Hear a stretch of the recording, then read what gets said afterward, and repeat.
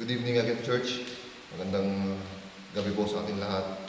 Welcome sa ating Sunday evening service. Okay? So we resume our service for tonight. So please stand as you open your Bibles with me. Please open it sa my Psalm chapter 122 verse 1 verse 9.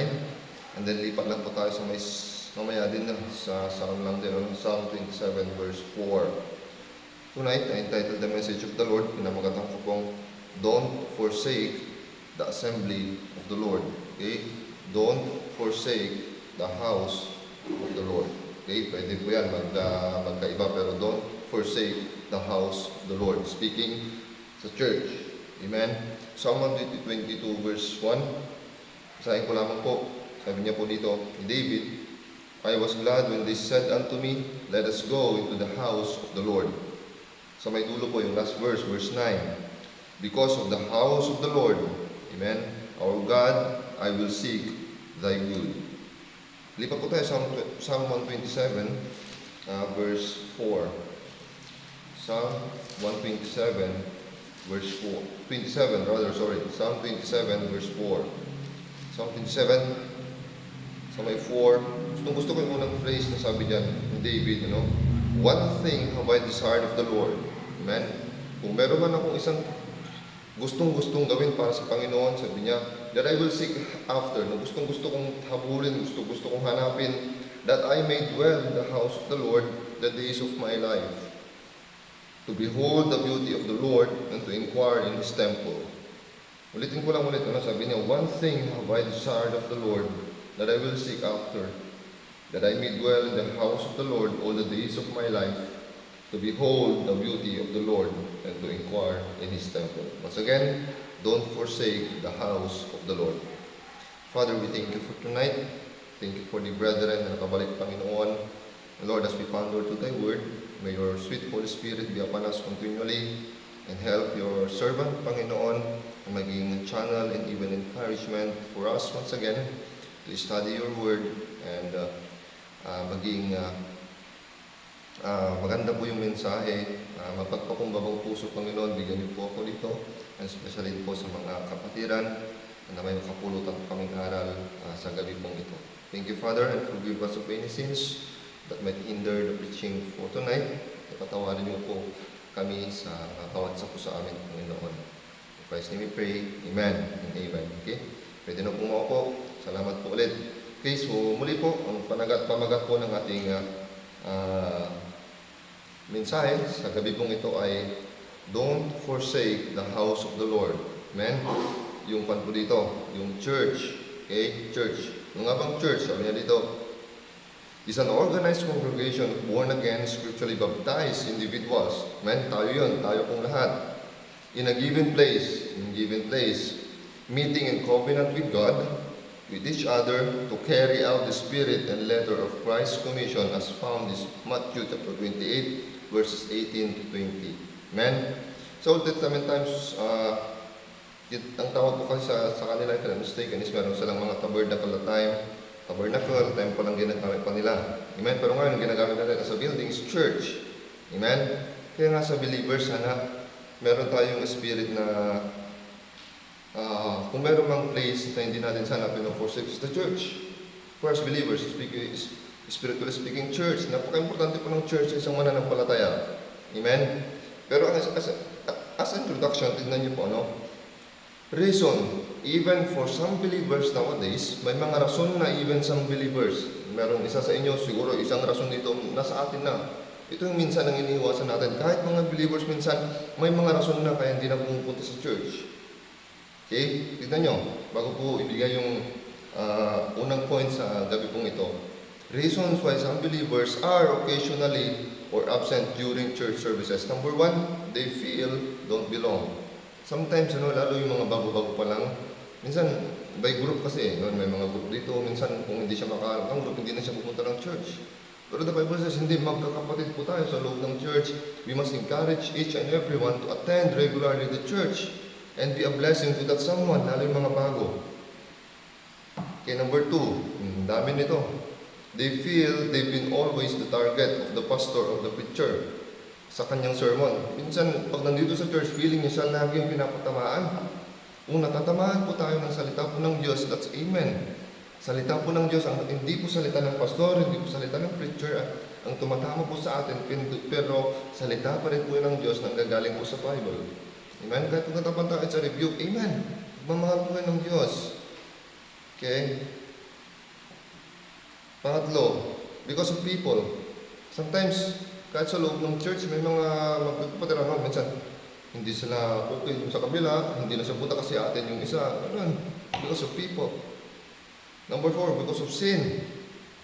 Diyan, mayroon siyang sin na alam niya minsan hindi ako worthy na pupunta dyan kasi alam ko, ganito yung kasalanan ko, hindi ako pwede pumunta ng church.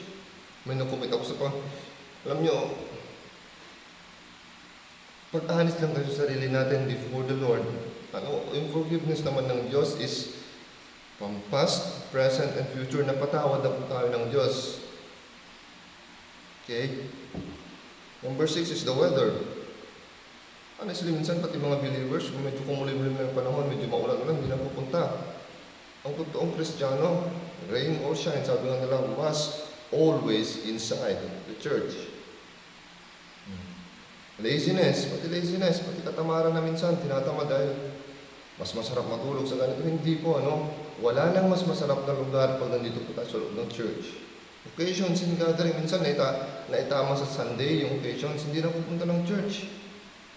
Mas gusto na, nandun na kasi kakain sa church naman, wala mang kainan.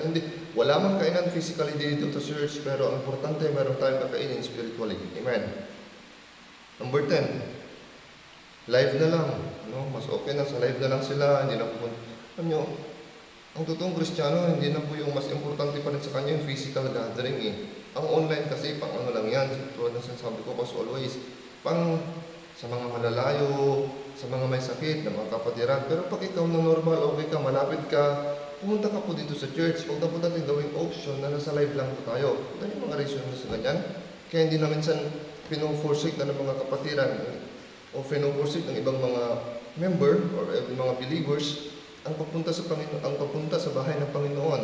Those are some reasons. Okay? I have 3 points with you tonight na ibibigay ko po sa inyo. Don't forsake the house of the Lord. Okay? So, tignan po natin yung Psalm chapter 27, yung last po na binasa po natin kanina. Psalm 27 verse 1. Psalm 27 verse 4, verse 4.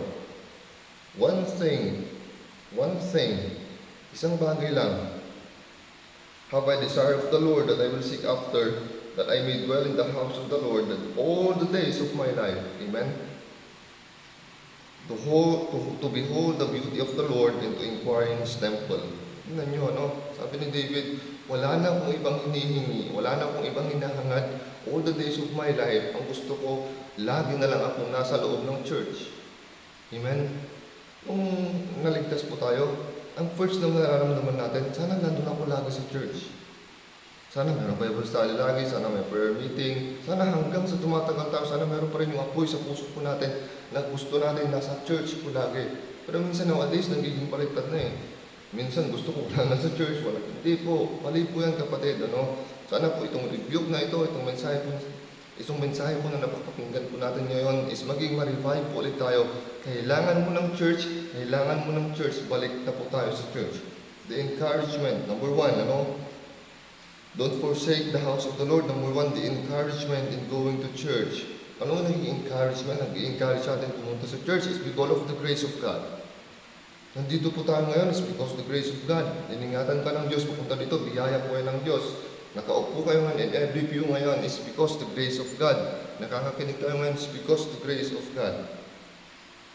Pangalawa, 3C.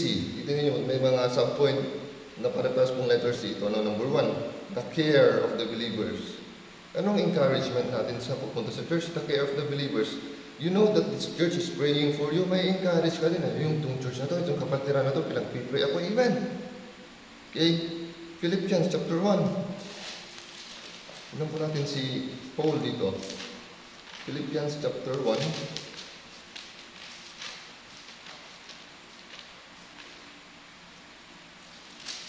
Okay? Ano pong sinasabi ni Paul? Philippians chapter 1.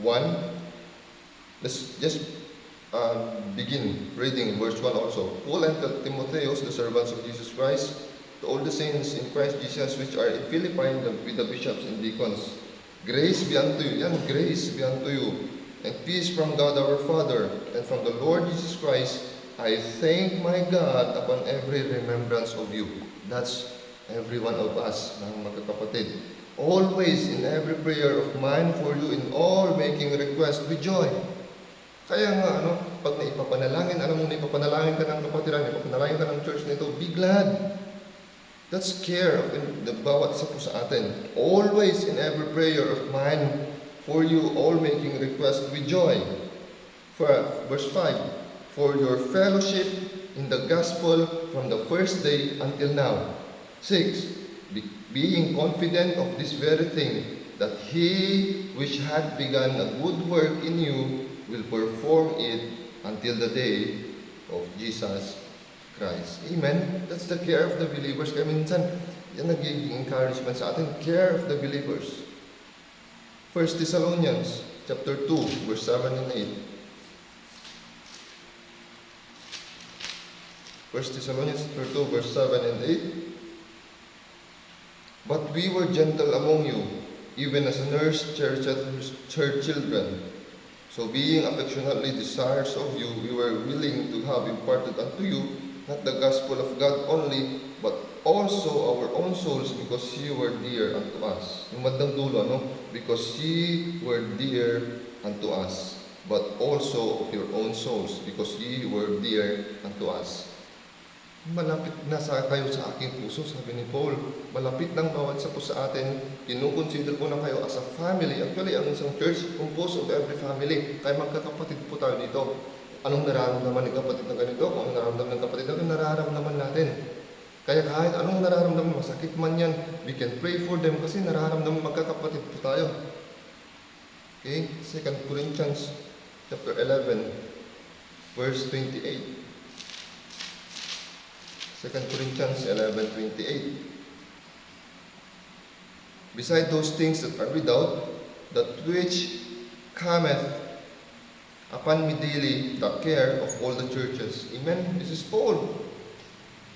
Sabi niya, beside those things that are without, yung mga wala sa akin, that which cometh upon me daily, prayer, the care of all the churches. Ikaw ba naman maramdaman mo na maraming tao na nanalangin sa'yo? Maraming may pakialam sa'yo na tao. Sino ba namang hindi gaganahan? Pangalawa, the encouragement of going to church. So point number 1, care. Pangalawa, comfort. 2 Corinthians chapter 1. Yan natin sa Corinthians. Yan na rin po tayo. 2 Corinthians chapter 1, verse 3 and 4. Blessed be God, even the Father of our Lord Jesus Christ, the Father of mercies, and the God of all comfort. Aren't you glad na ang God of all comfort ay Panginoong si Kristo? Who comforted us in all our tribulation, that we may be able to comfort them which are in any trouble by the comfort wherewith we ourselves are comforted of God. Naramdaman mo na kinukomfort ka ng Diyos, tapos may magko-comfort pa tayo dito sa loob ng church. That's a blessing. Marami na nga pupunta, nagpapakomfort sa labas ng mundo, nagpapakomfort sa mundo. Alam niyo, bilang believers, wala nang ibang nagko-comfort sa atin. Salita ng Diyos at yung mga kapwa natin mananampalataya, hindi yung mga unbelievers. Dapat believers po nagko-comfort po sa atin. Care, comfort, and pangalo, confidence. May confidence tayo na yung confidence within us na pupunta dito sa Lagas Church. And sometimes, kailangan din natin ng confidence. Sunday na naman. Meron tayong excitement. Meron tayo, na-accept naman natin biyaya ng Diyos. Amen? The encouragement in going to church. Anong encouragement nyo kayo pumunta ko sa church? Young people. Dahil nandito si ganito. Dahil lang ganito. Hindi po, Panginoon pa rin po, biyaya ng Diyos ang nag-i-encourage sa atin na pumunta, balik ulit sa church. Amen. Don't forsake the house of the Lord. Number 1, the encouragement in going to church. Number 2, the excitement in going to church. Punta naman tayo sa Psalm chapter 122. Yung naunang binasa natin. Psalm 122 verse 1 at 9. I was glad. Masaya ba kayo? Kung narinig yung church, masaya ba tayo? Sabi kasi ni David, dapat maging masaya tayo. I was glad when they say unto me, let us go in the house of the Lord. Parents, ini-encourage pa ba yung mga kapatid? Anong nagiging response natin? Pag narinig natin yung mga anak natin, minsan tayo nag-encourage sa mga anak natin, pumunta tayo sa church. Tayo mga anak mo nararamdaman natin, excited ba tayo? Kung anong nagiging excitement natin sa labas, kunwari pupunta tayo sa mall, sana yung excitement natin, mas excitement tayo, napupunta na naman tayo sa church. Wednesday prayer meeting, church services, Sunday school, tapos church service afternoon, pumunta po tayo sa church, mas excitement po tayo, mas excited po tayo. Verse 9, Psalm 122 verse 9, because of the Lord, because of the house of the Lord, our God, I will seek thy good. Punta ka naman dito dahil naging mabuti ang Diyos. Ang isisik natin dito, mabuti, kabutihan, makikinig po tayo, hindi kasamaan, thy good. Amen? Number 1, the preparation. The excitement in going to church, you must prepare. Dapat Saturday pa lang nakaprepare na po tayo lahat. Bibles, yung mga believers, outlines are ready. Yung tithes natin, yung mga Bible natin, naka-ready na. Hindi na po kumaw pa rin tayo. Morning pa lang ng Sunday, dapat well prepared na tayo. Hindi doon ka pa lang prepared na kung ano, magagahol na po tayo. You respect the time, you respect the man of God, and you respect God. The praise. Praise, pasasalamat. Gising natin sa umaga na naman, Lord, it's a Sunday today, salamat sa kapahingaan, pasalamat ako dahil makakarinig na naman ako ng salita ng Diyos. It's always a privilege to hear the Word of God. Maraming hindi na gumigising na nakakarinig ng salita ng Diyos. You believers tonight, nandito po kayo, may plano po ang Diyos sa atin para makarinig na naman kayo ng ganitong mensahe. Amen? Pangatlo, the prayer. The excitement in going to church, prayer. You pray, nakikita mo ano yung pinag-pray po natin lately about the missions, pinag-pray about the church building. And here again, nakikita na naman natin sa church, mag-anniversary na naman tayo. Here are all the answered prayers na minsan nagpapa-excite sa atin na pumunta po sa church. Nandito yung pinag-pray po ng kapatiran, magaling na siya. Amen. Nandito yung pinag-pray natin, magaling na naman siya. Amen. And God provided for all mga nangailangan natin dito sa church. Amen. Prayer. Why? It works because of the unity of the prayer ng bawat isa po sa atin. The excitement in going to church, may preparation, may praise, may pasasalamat at may prayer. Amen? Let us go or don't forsake the house of the Lord, the encouragement in going to church, the excitement in going to church, and the encouragement in going to church. Amen? Mas excited po tayo. Wala nang lugar na mas excited na pumunta tayo sa bahay ng Panginoon. Mas excited tayo pumasok sa trabaho natin from Monday to Friday, Pero sana naman pagdating ng Wednesday, mas maging excited pa rin tayo na pumunta sa bahay ng Diyos. Amen. And lastly, the example in going to church. Joshua chapter 24. Look at Joshua chapter 24, verse 14. Now therefore, fear the Lord and serve Him. Amen? Now therefore, fear Him and serve Him in sincerity and in truth, and put away the God which your fathers served on the other side of the flood, and in Egypt, and serve the Lord, and serve ye the Lord. Verse 15. And if it seem evil unto you to serve the Lord, kung maging masama man ang paglilingkod sa Diyos, sabi ni Joshua, choose you this day whom ye will serve, whether the gods which your fathers served that were on the other side of the flood, or in the gods of the Amorites in whose land ye dwell. But as for me and my house, we will serve the Lord. And the people answered and said, God forbid that we should forsake the Lord to serve other gods. For the Lord our God, He is that brought us up and our fathers out of the land of Egypt from the house of bondage, and which did those great signs in our sight, and preserve us in all the way wherein we went, and among all the people through whom we passed. Amen. Okay, 1 Timothy chapter 4, verse 12. Sadangam natin ang mga verses po na ito. 1 Timothy chapter 4, verse 12.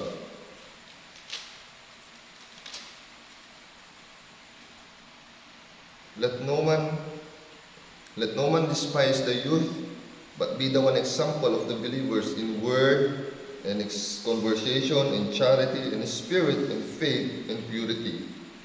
Titus chapter 2, verse 2 Timothy, Titus chapter 2, verse 6 and 8. Sabi niya dyan, young men, young people, likewise exhort to be sober-minded, in all things showing thyself a pattern of good works, in doctrine showing uncorruptedness, gravity, sincerity, sound speech, that cannot be condemned, that he that is of the contrary part may be ashamed, having no evil thing to say of you. The example in going to church. Parents, or example ba kayo sa mga anak po natin na pupunta po sa church? Sana tayo nagigising sa kanila sa umaga, hindi yung tayo ginigising pa nila sa umaga. Amen? So, kaya nilagay ko dito, be an example in waking up early. When Abraham went to Mount Moriah to offer Isaac, sinong unang nagising doon? Si Abraham. Ginising niya lang si Isaac sumama. Be example in waking up early. Mas maaga, parents pa rin ang nauuna, hindi yung mga anak po natin ang nauuna pag gigisingin tayo para punta sa church. Nahihikakaya po yan. Okay? Letter B. Be an example in your words and action. Be observant sa mga words niyo, no? In the example, going to church. Minsan maging maingat po tayo sa mga words po natin. Outside the church, sa bahay po natin. Kung minsan hindi po tayo naging maingat dyan, lalo sa inyo, sa ating mga parents. Kung hindi tayo maging maingat dyan, hindi nyo ba ng araw na ingatan yung mga anak po natin, nadadala na nila yung mga words na yan, lalo yung mga bad words, mga naririnig po nila yan. It seems okay to them, pero pagdating sa church, nadadala nila yan, nababanggit nila dyan. Kahit masasama yung mga naririnig nila. Kaya dapat yan naririnig nila, dapat mga good words, ano? Yung mga nagpipray tayo, praising God, dapat niya lagi may Panginoon nababanggit nila. Para pagdating dito, hindi na mahirapan maturuan sila sa Sunday School. Alam nyo, your example is your greatest legacy. Amen ba? Ng araw, maalala ka ng tao kung naging mabuti ka sa kanya, naging okay yung example mo, naging okay yung example natin, that's your greatest example and that's your greatest legacy upon them. Mga kapatid, live a godly and biblical-based example, basing from the Bible. Kung ano ang gusto mong iwanan natin balang araw, believers mo or unbelievers, be a good testimony, live a godly and biblical example to them, outside and inside the church. Your example reflects or even show your testimony before others. Kumusta tayo outside the church? Inside the church, okay ka, pero outside the church, hindi naman. Inside or outside, ang believers po sana nagiging mabuti kahit sa pagkikipag-usap sa mga unbelievers. Hindi yung sinusungitan natin yung mga unbelievers. Hindi, dapat naging okay, balance po yan. Pag okay tayo ng Sunday, the whole Monday to Saturday ulit, dapat okay po tayo sa lahat ng tao. Amen? That's your greatest example eh. The example in going to church. Your example, maging maaga ka. Okay? Kung may giving. Kung may mission, supportahan lagi. Kung anong sinabi ng pastor, mag-doon po tayo lagi. Amen? The example in going to church. And as I conclude, mga kapatid, we must continue as a believers, just like the church, our present. Maraming persecution na madadaanan natin. Maraming discouragement. Maraming trials may come, Pero alalahanin natin yung story, the trail of blood. Kung sino yung nag-persecute sa kanila, nagpatuloy sila, they try to put us down. They try to put the word of God down. Pero hindi po nila nagawa because mabiyaya pa rin po ang Diyos. Because they are all excited na itaas ang pangalan ng Diyos kahit anong mangyari, even to the point of death. Ready lamang po sila ipamahagi ang salita ng Diyos. Amen? Don't forsake the house of the Lord. Pag pino-forsake natin, narulungkot ang Diyos. Sinong sumasaya? Sa kabilang dako, ang kalaban po natin. Make always happy. Gawin natin masaya lagi ang Panginoon by coming to church early, by coming to church as encouragement to others, meron tayong excitement, and be an example in going to church. Hayaan nyo na yung mga pag dumadaan kayo naglalakad yan, hayaan nyo na kung ano sinasabi nila, bakit ganyang malamig yan, bakit may Bible na dala. Don't care about them. Ang importante, meron tayo, maayos po natin yung puso po natin, and excited po tayo lagi na pumunta sa bahay ng Diyos. Amen. Okay? Kapatid don't forsake the house of the Lord. Let's pray. Father, thank you for this message. Kaya pinaalala niyo po bawat sa amin, ang importansya po ng church. Lord, it's really important ang church about sa amin. Dito kami natuto na mag-preach, dito kami natuto na magsalita, and all of us by your grace, Panginoon. And sana, as we heard this preaching tonight, sana Panginoon, whatever the circumstances na pinagdadaanan po namin, magpatuloy at magpapatuloy pa rin kami sa pagpunta at pagpapagamit po sa ministry sa church. Thank you, Lord. Bless us tonight. In Christ's name we pray. Amen. Amen.